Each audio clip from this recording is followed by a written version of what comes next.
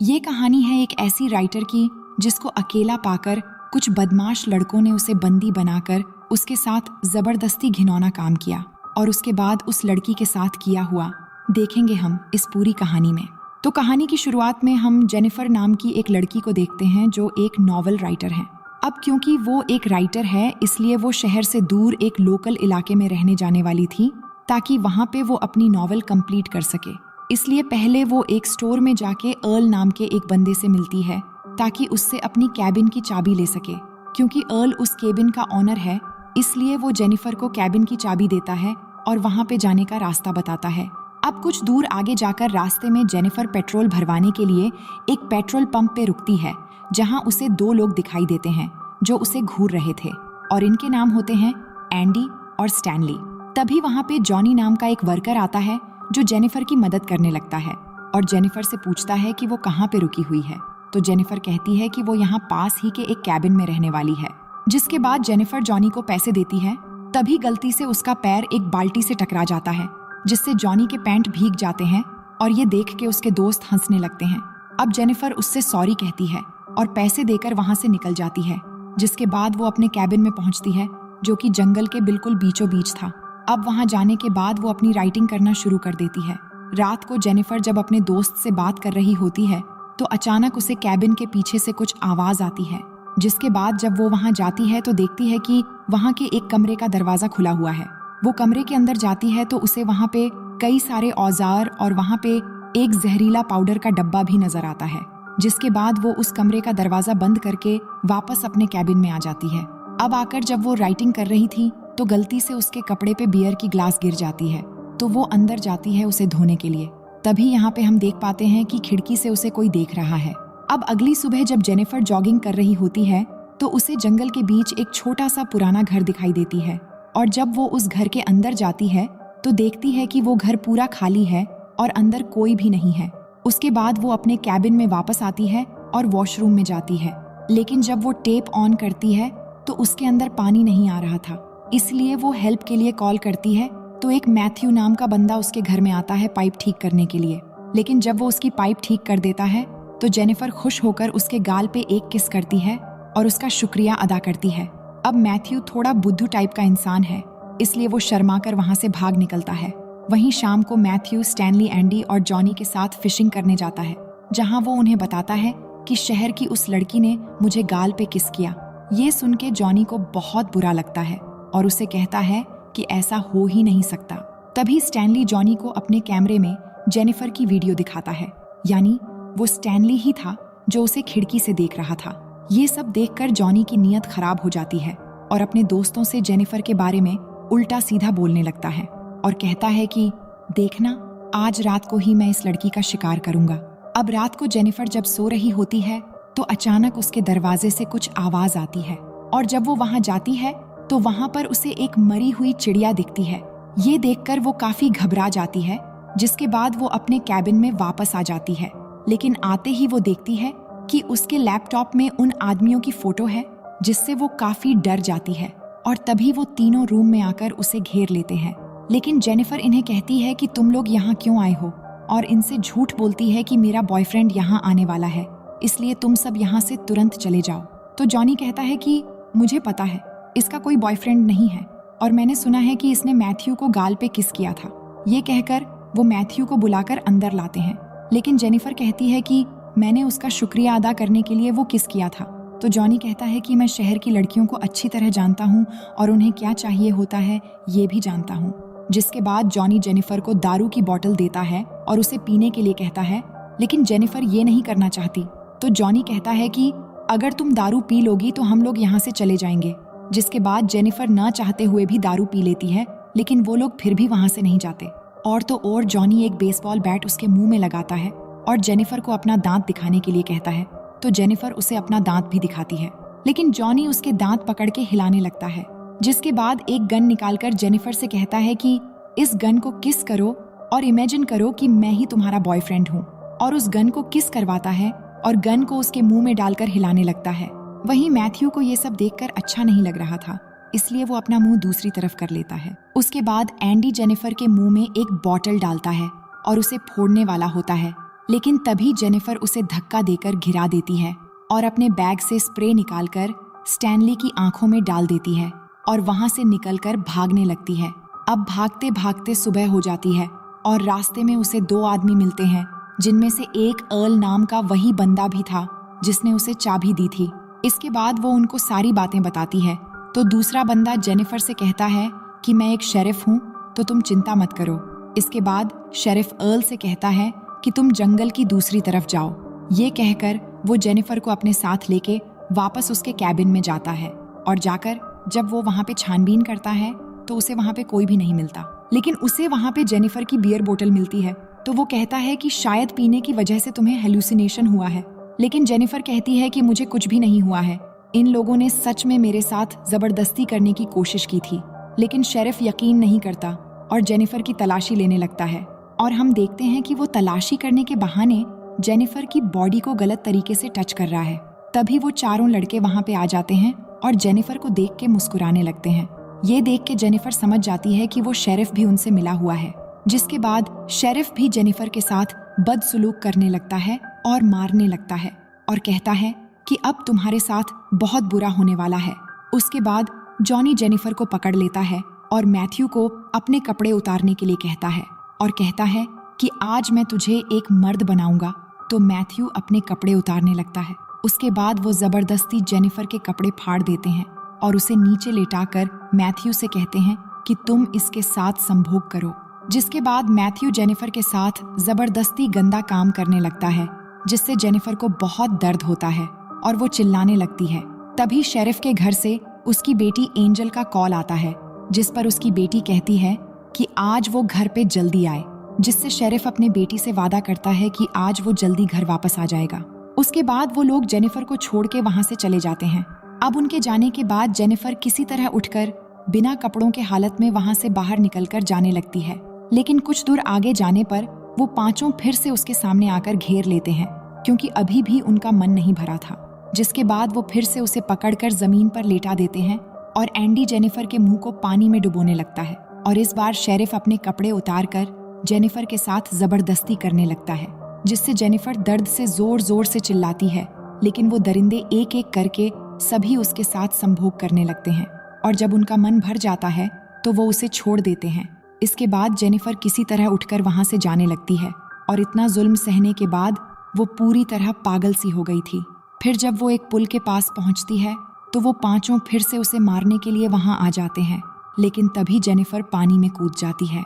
जिसके बाद जब वो पांचों पानी में देखते हैं तो उन्हें जेनिफर कहीं भी नजर नहीं आती, इसलिए वो घंटों तक उसकी बॉडी के ऊपर आने का इंतजार करते हैं, लेकिन जेनिफर की बॉडी ऊपर नहीं आती।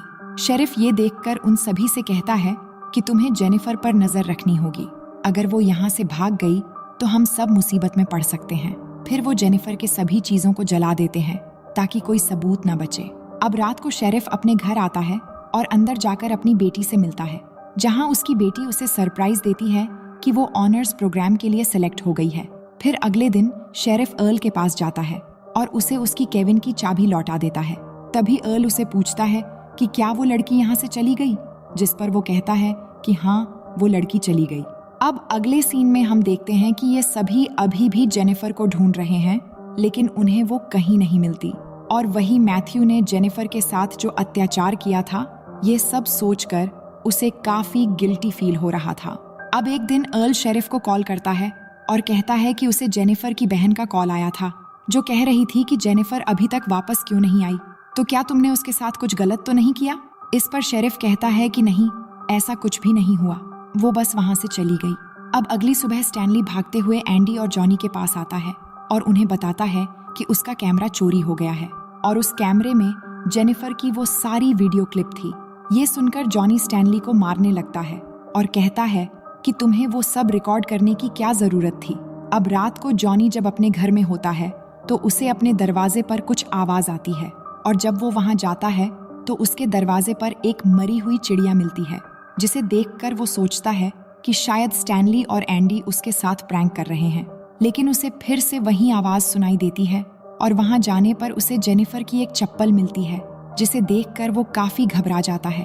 तभी उसे झाड़ियों में से एक और आवाज सुनाई देती है और आगे जाने पर उसे मैथ्यू के हाथ के रबर बैंड्स मिलते हैं, जिससे उसे लगता है कि मैथ्यू ही ये सब कर रहा है।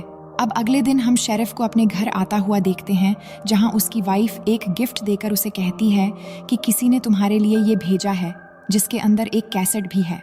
अब शेरिफ जब उस कैसेट को हाथ में लेकर देखता है तो वो काफी डर जाता है और उन लड़कों के पास जाता है, जहां जाकर वो स्टैनली को पीटने लगता है और कहता है कि तुम्हें वो वीडियो रिकॉर्ड करने की क्या जरूरत थी।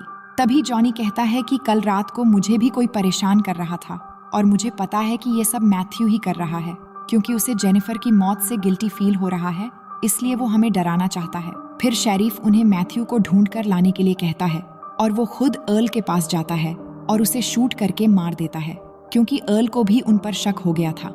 इधर मैथ्यू जेनिफर के घर के बाहर बैठकर गिल्टी फील कर रहा था। तभी उसे जेनिफर की आवाज सुनाई देती है, जिससे वो ऊपर जाता है तो उसके सामने जेनिफर एक सोफे पर बैठी हुई थी। फिर वो उसे अपने पास बुलाती है और कहती है कि मुझे पता है कि तुम गिल्टी फील कर रहे हो। तभी मैथ्यू जेनिफर से माफी मांगने लगता है और कहता है कि मैंने जानबूझकर तुम्हारे साथ ऐसा नहीं किया था, लेकिन जेनिफर उसके गले में एक रस्सी डालकर जोर से कसने लगती है, जिससे मैथ्यू बेहोश हो जाता है। वहीं एंडी और स्टैनली मैथ्यू को ढूंढ रहे होते हैं और ढूंढते ढूंढते एंडी एक सुनसान घर के अंदर जाता है, जहां पर उसे एक गद्दा दिखता है। वहीं इधर स्टैनली के सामने जेनिफर आ जाती है, जिसे देखकर जब वो उसे मारने के लिए आगे बढ़ता है तो उसका पैर एक ट्रैप में फंस जाता है, जिससे वो चिल्लाकर एंडी को बुलाने लगता है।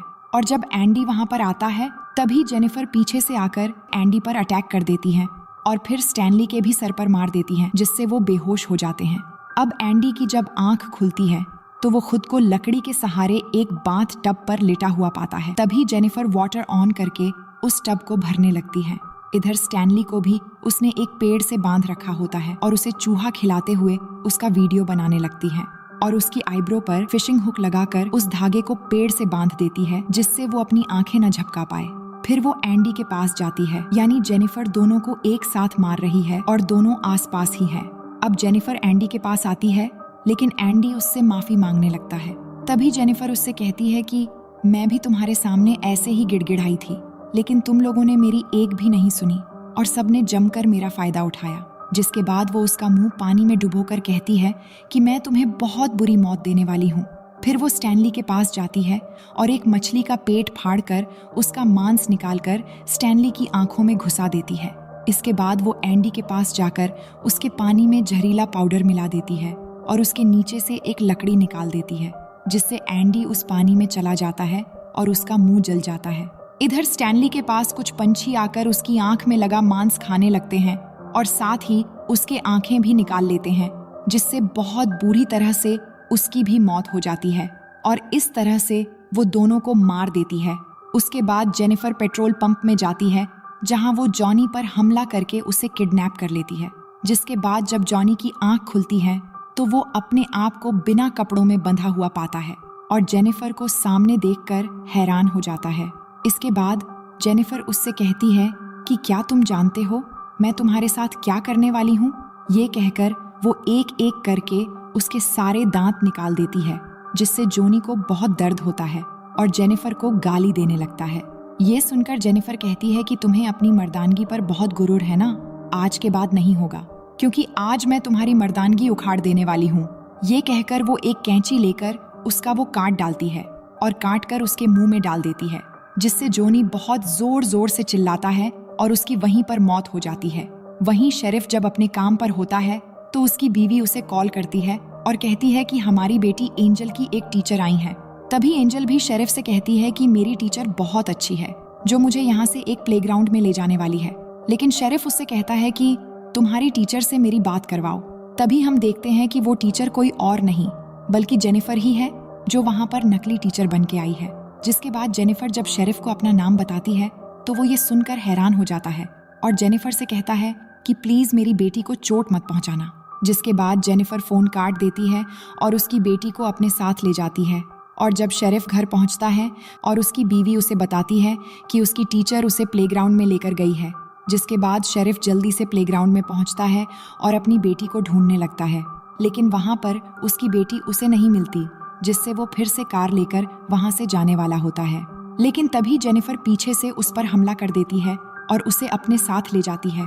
और जब शेरिफ की आंखें खुलती हैं तो वो खुद को बंधा पाता है और उसके बैक साइड में जेनिफर ने उसकी शॉर्ट गन डाली हुई होती है। जिसके बाद शेरिफ दर्द से जूझते हुए जेनिफर से कहता है कि प्लीज मुझे मत मारो और यहाँ से जाने दो। तभी जेनिफर उस शॉर्ट गन को और अंदर बार बार डालने लगती है और कहती है कि मुझे भी ठीक ऐसा ही लगा था जब तुम सब ने दरिंदे की तरह मेरे साथ जबरदस्ती कर रहे थे। तभी शेरिफ उससे पूछता है कि तुमने मेरी बेटी के साथ क्या किया। तो जेनिफर कहती है कि तुम्हारी बेटी तो काफी जवान और खूबसूरत है, अगर कोई उसके साथ जबरदस्ती करे तो उसे कैसा लगेगा। तभी शेरिफ कहता है कि जो मेरी बेटी के साथ ऐसा करेगा मैं उसे जान से मार डालूंगा। तभी जेनिफर कहती है कि मैं भी ठीक वैसी सजा तुम्हें देने वाली हूँ, क्योंकि तुमने भी किसी की बेटी के साथ ऐसा ही किया था। जिसके बाद जेनिफर उस शॉटगन की ट्रिगर में एक रस्सी डालती है और उस रस्सी को टाइट करके उसका दूसरा मोड़ मैथ्यू के हाथ में बांध देती है, जो बिल्कुल शेरिफ के सामने बेहोश पड़ा हुआ था। जिसके बाद वो शेरिफ से कहती है कि जब मैथ्यू को होश आएगा तो तुम दोनों मारे जाओगे। ये कहकर वो बाहर जाकर बैठ जाती है। जिसके बाद मैथ्यू को होश आ जाता है, जो शेरिफ को देख के हैरान हो जाता है। तभी शेरिफ उससे कहता है कि बिल्कुल भी मत हिलना, लेकिन मैथ्यू अपना हाथ हिला देता है जिससे वो गन चल जाती है और गन से निकला हुआ गोली शेरिफ के पीछे से चीरता हुआ आकर सामने मैथ्यू को लग जाती है, जिससे शेरिफ और मैथ्यू दोनों की वहीं पर मौत हो जाती है। फिर हम जेनिफर को देखते हैं, जो इन सभी दरिंदों को बुरी तरह से मौत देकर अपना बदला लेने के बाद बहुत खुश थी। और इसी सीन को दिखाते हुए ये कहानी यहीं पर ख़त्म हो जाती है। तो दोस्तों, इस मूवी का पार्ट 2 देखने के लिए आप हमें कमेंट करके बता सकते हैं। और आपने अगर यहाँ तक वीडियो देख लिया तो बेहद शुक्रिया। बाकी हम मिलते हैं एक और नई कहानी के साथ।